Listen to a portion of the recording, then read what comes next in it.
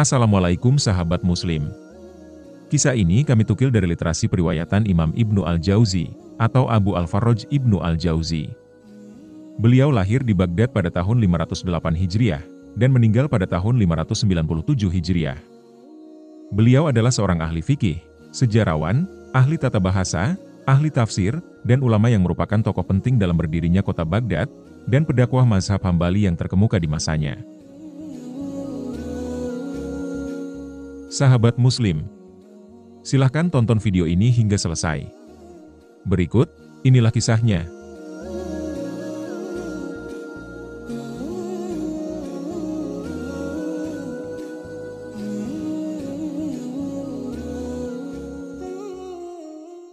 Di sebuah kota yang bernama Balkh, diriwayatkan, hidup satu keluarga dari Bani Alawi, bersama istrinya Alawiyah.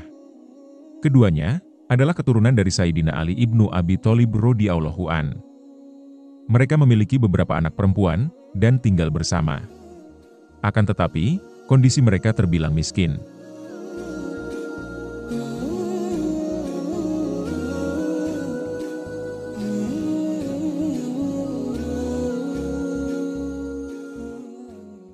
Dikisahkan, salah satu dari mereka, yaitu suaminya, meninggal dunia.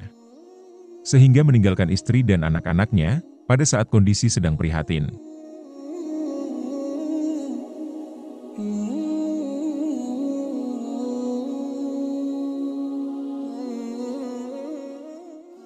Pasca ditinggal suaminya, perempuan Alawiyah itu, dan bersama anak-anaknya, kemudian mereka hijrah. Yakni dari kota Balkh, ke daerah yang bernama Samarkand.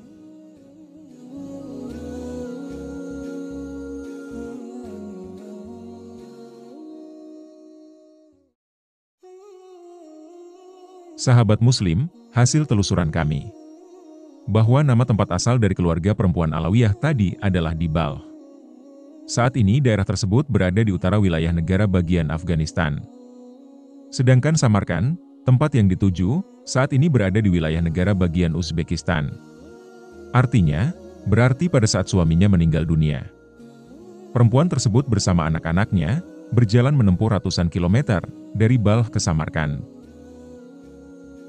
Pada saat sampai di daerah Samarkand, perempuan itu, bersama putri-putrinya memasuki kota dalam cuaca dingin yang ekstrim, dan juga dalam kondisi perut yang lapar. Sehingga kemudian, perempuan itu memasukkan anak-anaknya ke dalam masjid. Dan selanjutnya, keluar untuk mencari makanan.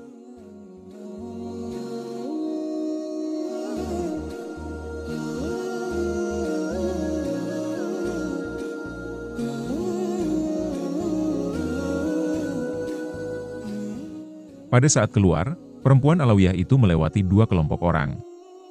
Satu kelompok dipimpin oleh tokoh laki-laki muslim. Sedangkan kelompok lainnya dipimpin oleh seorang tokoh majusi, atau penyembah api. Pertama wanita itu menemui laki-laki muslim, dan menjelaskan keadaannya. Wanita itu berkata, "Kami seorang Alawiyah, dan membutuhkan makanan untuk malam ini." Lalu orang muslim itu menjawab, "Tunjukkan kepada saya bukti, bahwa kamu adalah seorang Alawiyah." Perempuan itu berkata, "Di kota ini tidak ada yang mengenalku." Orang muslim itu mengacuhkan wanita tersebut. Kemudian wanita Alawiyah itu pun pergi, lalu menemui orang majusi.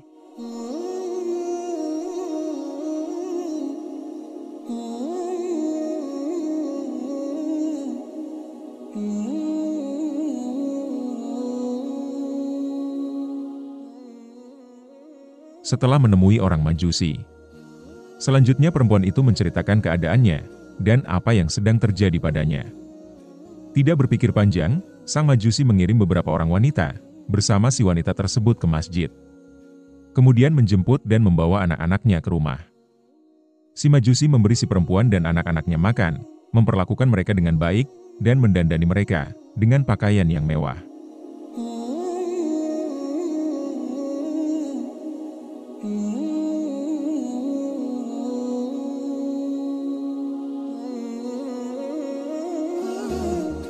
Saat malam tiba, seorang muslim itu melihat dalam mimpinya, seolah-olah hari kiamat tiba. Juga melihat ada istana dari zamrud hijau. Dalam mimpinya si muslim bertanya kepada Rasulullah, "Wahai Rasulullah, istana siapakah ini?" Rasulullah menjawab, "Untuk seorang laki-laki yang beragama Islam dan bertauhid." Tokoh Muslim itu berkata, "Wahai Rasulullah, aku adalah seorang Muslim yang bertauhid." Rasulullah menjawab, "Berikan bukti kepadaku bahwa kamu adalah seorang Muslim yang bertauhid." Lelaki itu kebingungan, lalu Rasulullah berkata kepadanya, "Ketika kamu pergi ke wanita Alawiyah, kamu berkata kepadanya, 'Berikan bukti kepadaku.' Karenanya, aku juga berkata kepadamu, 'Berikan bukti kepadaku.'" Laki-laki itu terbangun dari tidurnya dalam keadaan terpukul dan menangis. Ia berkeliling mencari wanita itu sampai mengetahui keberadaannya, kemudian mendatangi orang Majusi dan berkata, "Aku ingin bertemu wanita Alawiyah itu." Si Majusi berkata, "Tidak ada jalan untuk itu." Si Muslim berkata, "Ambil 1.000 dinar ini, dan serahkan wanita itu kepadaku." Majusi berkata, "Aku tidak akan melakukannya, mereka telah menjadi tamuku, dan aku mendapatkan keberkahan mereka. Mereka harus diserahkan kepadaku." Akhirnya lelaki Majusi itu berkata, "Apa yang kamu cari? Aku lebih berhak mendapatkannya, dan istana yang kamu lihat di mimpi itu diciptakan untukku. Apakah kau mau menunjukkan keislamanmu?" "Demi Allah, aku tidak tidur, begitu pula keluargaku, sampai kami masuk Islam di tangan wanita Alawiyah itu, dan aku bermimpi sesuatu yang mirip dengan mimpimu, dan Rasulullah berkata kepadaku, 'Apakah Alawiyah dan putri-putrinya bersamamu?' Aku katakan, 'Benar.' Rasulullah berkata, 'Istana itu milikmu dan keluargamu. Engkau dan keluargamu termasuk ahli surga. Allah menciptakanmu sebagai mukmin di alam azal.'"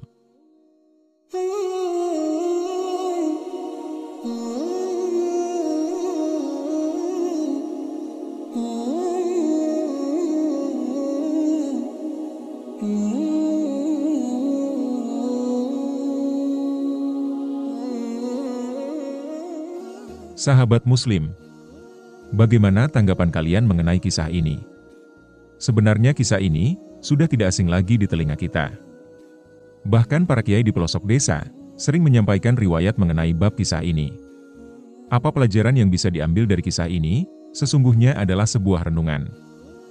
Bahwa jika ingin berbuat baik kepada saudara muslim lainnya, apalagi bagi yang sedang membutuhkan, seharusnya tidak perlu menanyakan bukti. Terima kasih sudah menyimak kisah ini hingga selesai. Tunggu kisah selanjutnya. Assalamualaikum warahmatullahi wabarakatuh.